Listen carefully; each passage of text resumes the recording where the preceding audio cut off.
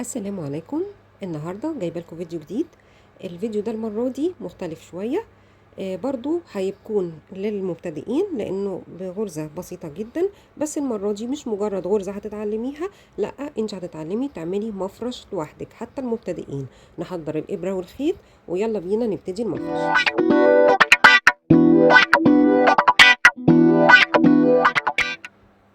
السلام عليكم. النهاردة هنشتغل مع بعض مفرش. المفرش انا عاملاه بخيط قطن مصري. هنشتغلوا عبارة عن ايه؟ البداية بتاعتنا دايرة سحرية. الدايرة السحرية دي هعمل فيها 3 سلسال اكنهم عمود، يعتبر ده كده اول عمود، يبقى 3 سلسال يعتبر كده عمود. هتشتغلي عليه قد ايه؟ هتشتغلي عليه 3 اعمدة عشان يبقوا 4. المرة دي انا قلت اعمل ايه حاجة مختلفة، علشان في الصفحة بتاعتي لقيت ناس مبتدئة عايزة تشتغل حاجة ما تبقاش مجرد غرزة، قالوا لي عاوزين نشتغل حاجة تبقى حاجة عملناها. تمام، فقلت اعمل مفرش ده سهل. يبقى انا عملت عمود عبارة عن 3 سلسال وعملت عليهم 3 اعمدة، يبقى كده 4 اعمدة. هشتغل عليهم قد ايه؟ 3 سلسال. وبعد ال3 سلسال دخلت تاني في الدايرة السحرية. تمام، وهعمل 4 عمود. دي هتتكرر 4 مرات بحيث ان كل مرة يبقى فيه 4 عمود، 3 سلسال، 4 عمود، وهكذا. تمام كده.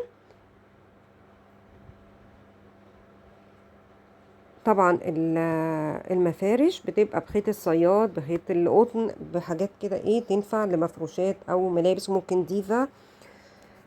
انا المرة دي كنت عاملاها بخيط قطن كان متوفر عندي بقاله فترة، فقلت اشتغل بيه مفرش، وعملته باللون الغامق علشان الارضية عندي فاتحة. انا كنت هعمل لكم عندي ديفا بس لونه اوف وايت، فمع المفرش الخلفية كده مش هيبان قوي. وانا عاملاه يعني بالاكتر، يعني اللي هيتفرج على الفيديو ده اللي مطلوب مني كان المبتدئات، فانا كنت هممني ان انا اعمل بلون غامق عشان يبان مع الخلفية دي. تمام كده. فاضل مرة كمان هعمل اهو 3 سلسال، يبقى دايرة سحرية. تاني اهو دايرة سحرية، وعملت اول عمود عبارة عن 3 سلسال، وبعد كده عملت عليه 3 اعمدة، يبقى كده 4. وبعد كده عملت 3 سلسال ودخلت في الدايرة السحرية، عملت 4 اعمدة.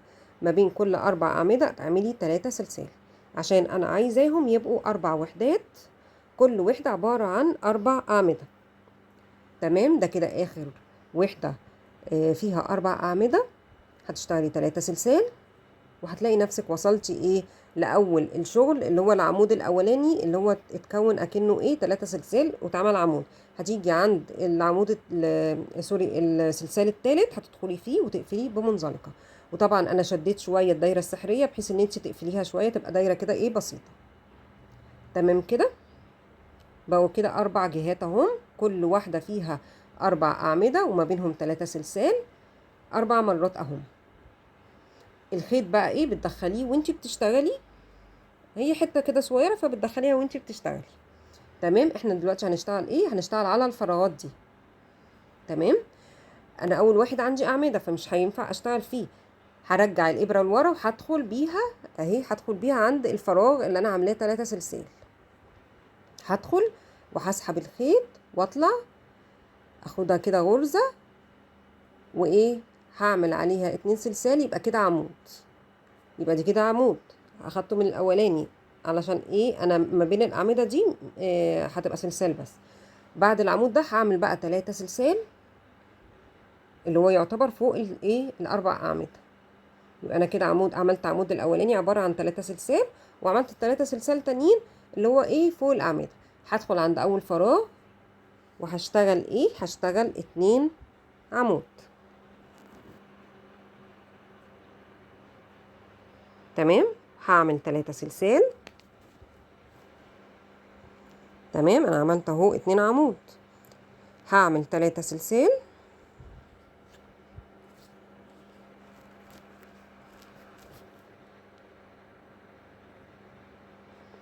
هدخل في الفراغ تاني وهعمل 2 عمود.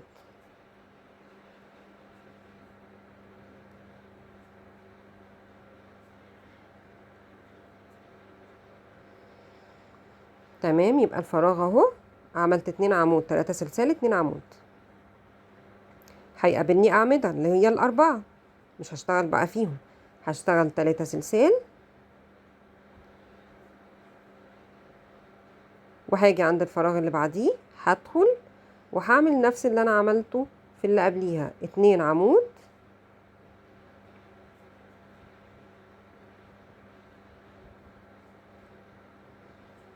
وبعد كده 3 سلسال،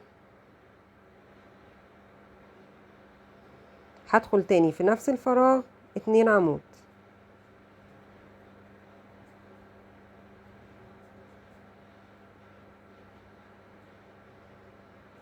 قابلني ايه؟ قابلني الاربع اعمدة، هشتغل 3 سلسال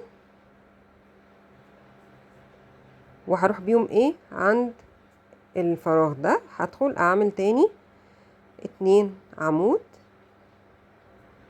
وبعد كده بعد ال2 عمود هعمل ايه؟ هعمل 3 سلسال وهدخل تاني في الفراغ اعمل 2 عمود. تمام كده. هتشتغلي تاني 3 سلسال، احنا كده هنروح ايه عند اخر وحدة، هتشتغلي 3 سلسال، احنا عاملين فيها عمود اهو اللي احنا بادئينه، اللي انا قلت لكم ارجعوا بالابره ورا وادخلوا اعملوا في الفراغ ده اعملوا عمود. هتدخلي بقى فيه هتعملي 2 عمود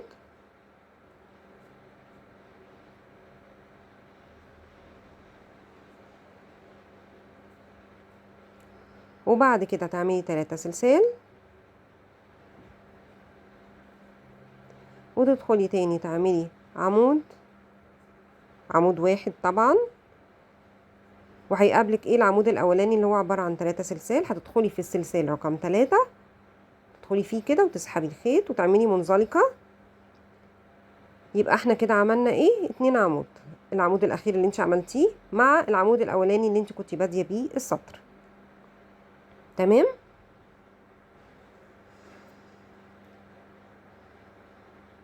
اهو انت كده ايه عند كل فراغ عملتي 2 عمود 3 سلسال 2 عمود. هنبتدي بقى نعمل السطر اللي بعديه، انا شديت اهو الخيط لفوق وعند اخر عمود اللي هو كان سلسال هتعمليه عمود، انا مش هعمله سلسال الا لو عاوزه تعملي 3 سلسال ويبقى ده الارتفاع يبقى عمود، تمام، انا هشده كده لفوق وعملته عمود. تمام كده. هعمل بقى 3 سلسال،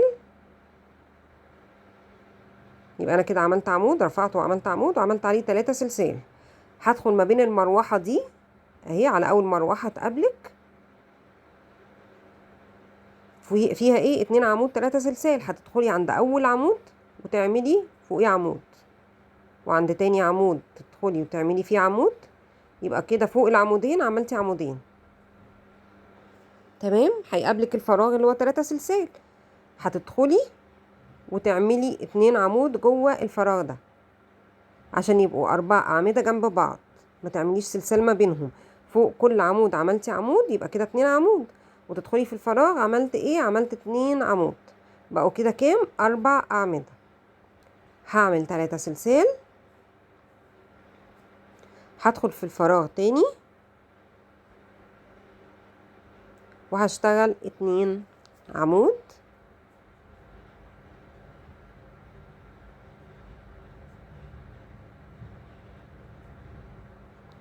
بعد كده هيقابلني ال2 عمود دول هشتغل فوقيهم 2 عمود برضو، يبقى انا كده عملت ايه كده عملت 4 عمود 3 سلسال 4 عمود.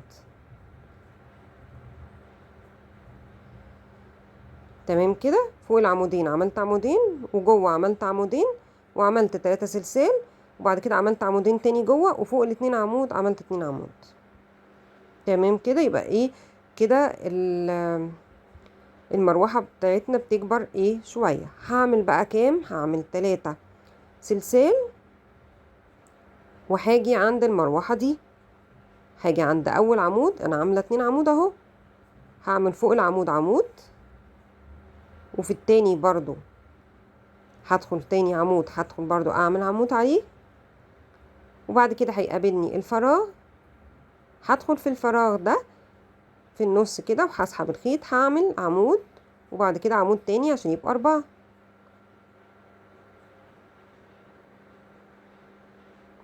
بعد كده اعمل 3 سلسال وهدخل في الفراغ تاني، هعمل 2 عمود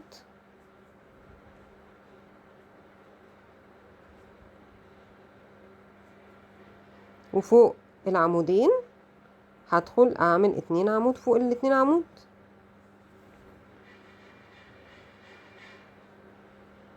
هتتكرر بقى دي كده ايه لحد اول السطر. تمام كده. انا كده عملت اهو لحد ما وصلت لاخر واحدة. هعمل ايه بقى؟ انا كنت عامله فوق ال2 عمود عملت 2 عمود، بعد كده في الفراغ عملت 2 عمود، بعد كده خدت 3 سلسال، هدخل اعمل 2 عمود تاني بقى في الفراغ،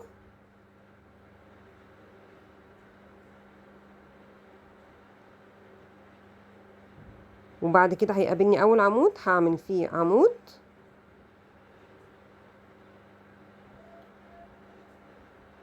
تمام.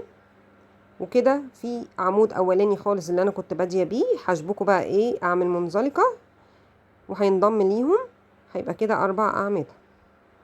تمام كده. يبقى دي بقت 4 اعمده، 3 سلسال 4 اعمده. هرفعه برضو لفوق ان انا اعمل عمود، هدخل في نفس اهو العمود وهشتغل عمود، بعد كده اعمل ايه فوق السلسال، هعمل 3 سلسال وهشتغل ايه في المروحه دي. تمام. انا كده عملت اول عمود، هعمل 3 سلسال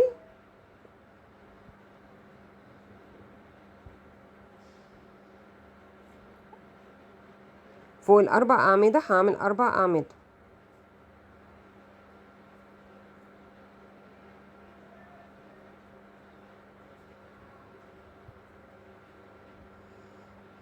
لان المروحه كده متجزأه 4 اعمده، 3 سلسال 4 اعمده، فانا فوق الاربع اعمده دول هشتغل 4 اعمده تاني.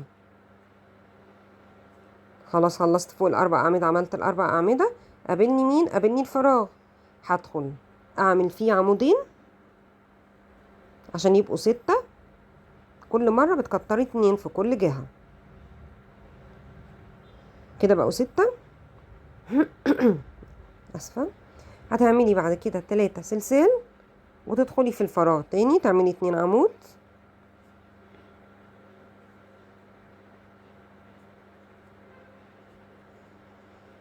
خلصتي 2 عمود، قدامك الاربع بقى اعمده، فوق كل عمود بتعملي عمود. تمام. اهو الاربع اعمده دول فوق كل عمود هتعملي عمود. يبقى الوحده دي عباره عن ايه السطر ده؟ 6 اعمده، 3 سلسال، 6 اعمده، لان اللي قبليه كان 4 فانت بتعملي في الفراغ 2 زياده فبقوا 6.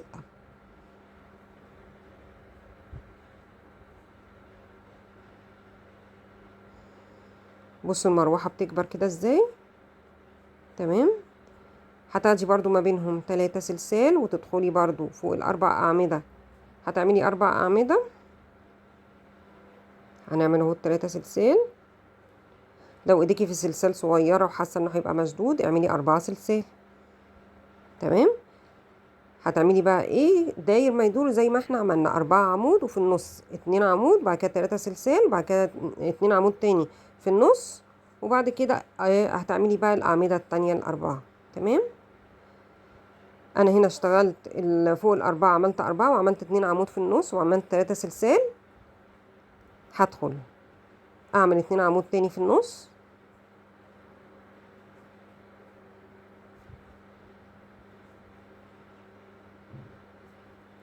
انا بعمل نهايه السطر معاكم عشان تعرفوا ايه بتنتهي ازاي، عشان لما انتوا تكبروه تعملوه بقى ايه على نفس النظام.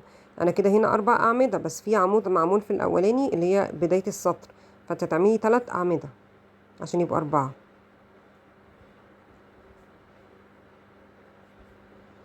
غير العمودين طبعا اللي هما في الفراغ.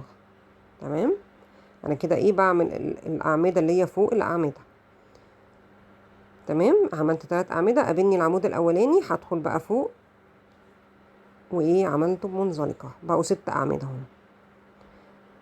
تمام. كل بقى ما بتكبري بترفعي اهو فوق، سحبت الخيط وهاخد لفه وهعمل مطرح ما انا واقفه هعمل عمود. ده كده ايه بدايه السطر. ولما تيجي تلفي بتبقي تعملي حسابك ان ده عمود وتشتغلي عليه. تمام. ده بتاعه المروحه اللي قبليها. بس ده كده بدايه السطر.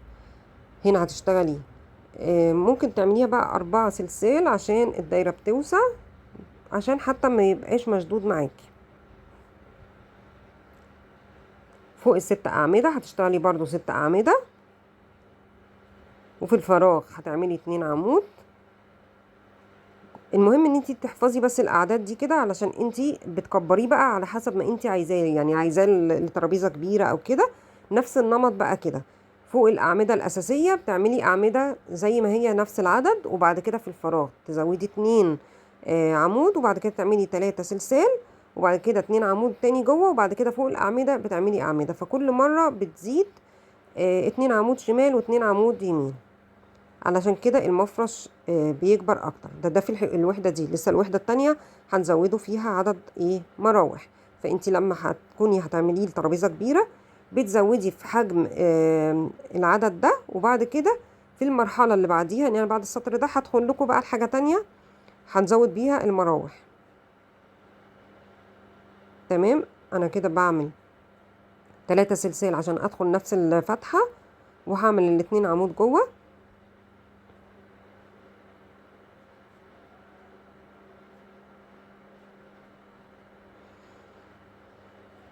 فوق ال6 اعمده بقى دي هعمل 6 اعمده.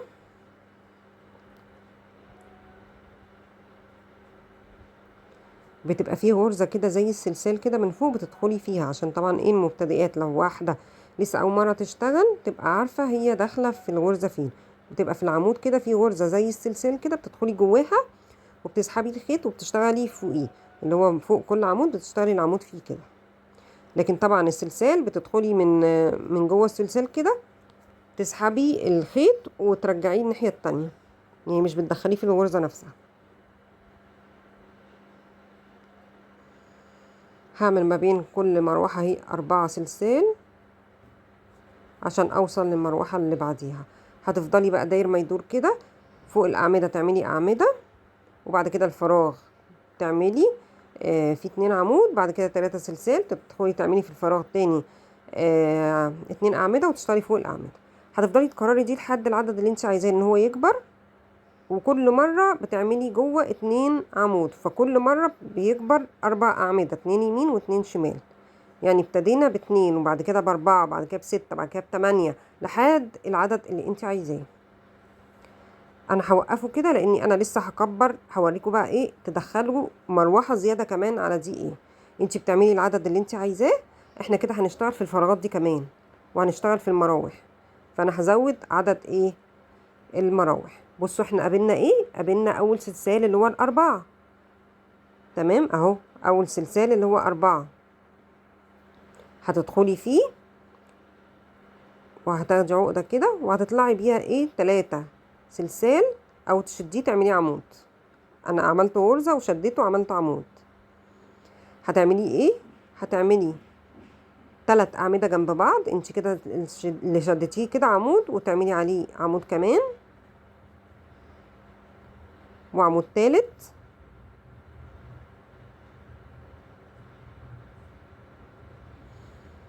كده 3 اعمده. هتعملي بقى 3 سلسال، هتدخلي في الفراغ اللي هو ال4 سلسال تاني، هتشتغلي فيه 3 اعمده تاني.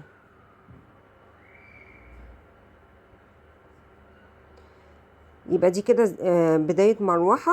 احنا اول مره نشتغل في الحته دي. تمام. عملنا 3 عمود، 3 سلسال، 3 عمود. تمام. هنا بقى هنعمل السلسال قد ايه.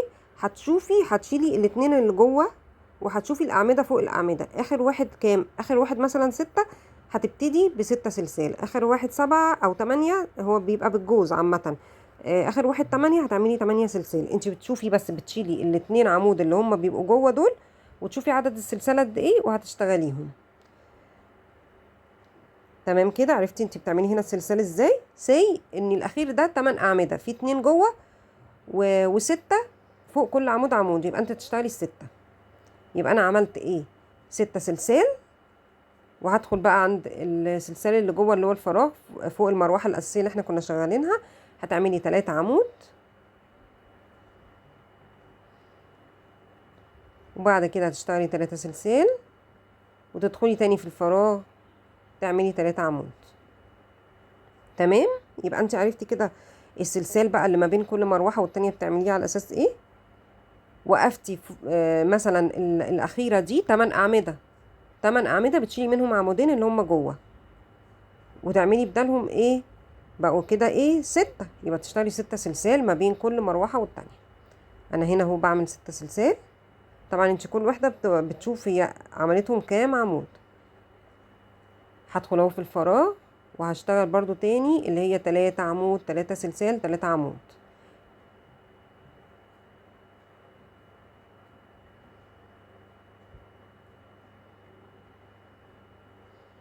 هعمل 3 سلسال، يبقى ما بين كل مروحة اهي تعملي بس المروحة 3 عمود 3 سلسال 3 عمود. خلصتي المروحة، ما بين المروحة والمروحة التانية بتبقى عدد السلسال اللي انا قلتلك عليه موقفة عند 8، يبقى هتشيلي 2 وهتعملي 6 سلسال. هعمل اهو 6 سلسال واعمل مروحة تانية، يعني السلسال هنا ما بين المروحتين عاملاه 6، لكن السلسال اللي جوه المروحة 3 بس. بصوا انا كده المروحة دي اساسية ماشي، لكن هنا بقى مروحة جديدة هي دي اللي هتكبر معانا. هشتغل بقى ايه عند المروحة الأساسية وعند السلسال ده. هفضل بقى اشتغل كده 6 سلسال، وبعد كده اجي اعمل 3 أعمدة 3 سلسال 3 أعمدة لحد ما اخدت الداير كله. كده عملت 6 سلسال. هاجي عند اول بقى عمود هعمله ايه، هدخل فيه وهعمل منزلقة.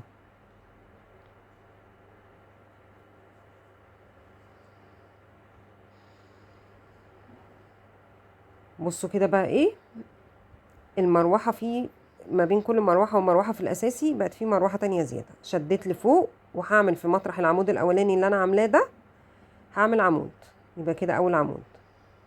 هدخل في التاني وأعمل عمود، وهدخل في التالت وأعمل عمود. يبقى أنا فوق التلات أعمدة هنا 3 أعمدة مش عاملاهم عمودين، في المروحة الزيادة هنا من الدور ده عاملة 3 أعمدة بديها ب3. فوق التلاتة عملت 3، وهدخل بقى في الفراغ ده أعمل إيه عمودين عشان يبقوا 5. كده مختلفة شوية عن بداية ايه المروحة اللي جوه. المروحة اللي جوه كانت 2، ولما دخلت عملت عليهم 2 بقى 4، لكن دي المروحة دي عبارة عن 3، فعملت فوق ال3 عملت 3 وعملت جوه 2 بقوا 5، وهعمل 3 سلسال بعد ال5، وهدخل اعمل 2 عمود جوه، وبعد كده هيقابلني ال3 عمود هشتغل فوق كل عمود عمود.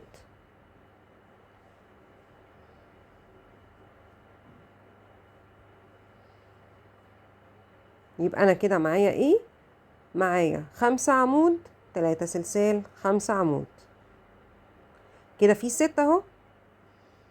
تمام، هتشيلي 1 المرة دي تعملي 5 سلسال، بادية ب6 المرة دي تعملي 5 سلسال، فكل مرة بتقللي في السلسال اللي في النص ده بتقللي 1. هتيجي عند ال3 أعمدة هتشتغلي فوقيهم 3 أعمدة.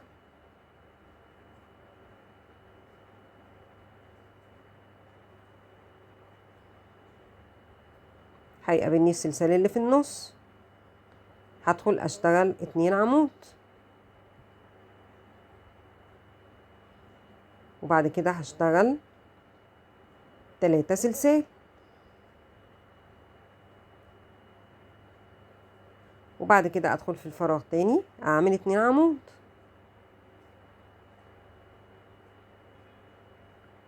بعد ال2 عمود هيقابلني ال3 أعمدة هشتغل برضو فوق كل عمود عمود في ال3، يبقوا 5. يبقى انا السطور كده بتعمل ايه؟ كل مرة فوق الأعمدة بتحطي أعمدة، وفي الفراغ بتحطي عمودين زي ما احنا متعودين، والتلاتة سلسال اللي ما بينهم أساسيين. لكن السلسال الكبير اللي هو ده أول واحد 6، المرة دي بعديها بيبقى 5، بعديها بيبقى 4، هكذا. تمام. بس الاتنين دول ثابتين، كل مرة تعملي 2 زيادة. تمام. هنا 6، هنا 5، السطر اللي بعديها هيبقى 4. هتفضلي بقى كده ايه، كل مرة بتقللي في عدد السلسال اللي هو ما بين المروحتين. كده عملت ال5 سلسال وهعمله منزلقة. هتفضلي بقى تكرري كده طول المفرش. السلسال ده 6، 5، 4، 3، هتفضلي كده لحد ما تخليه 2 سلسال او ممكن 1 سلسال.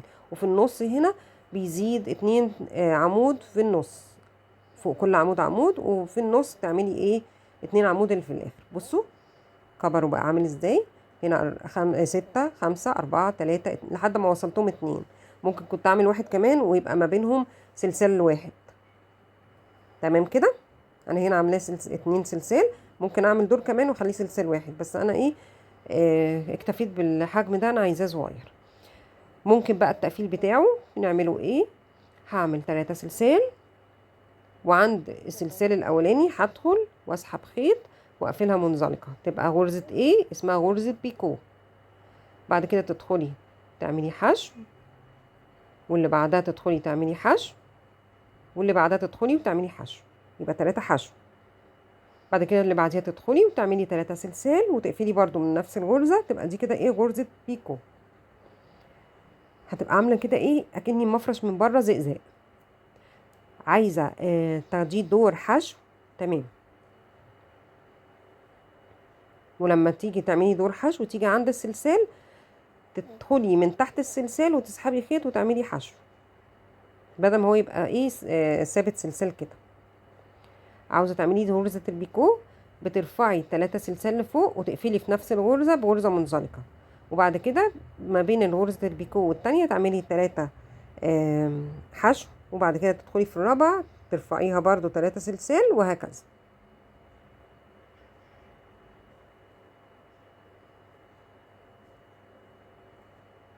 اما تخلصيها هتدي زقزاق كده شكله حلو قوي. بعد ما هتخلص هتبان معاكي حباه كده. تمام. مش حابه غرزه البيكو، تاخديه داير كده غرزه حشو.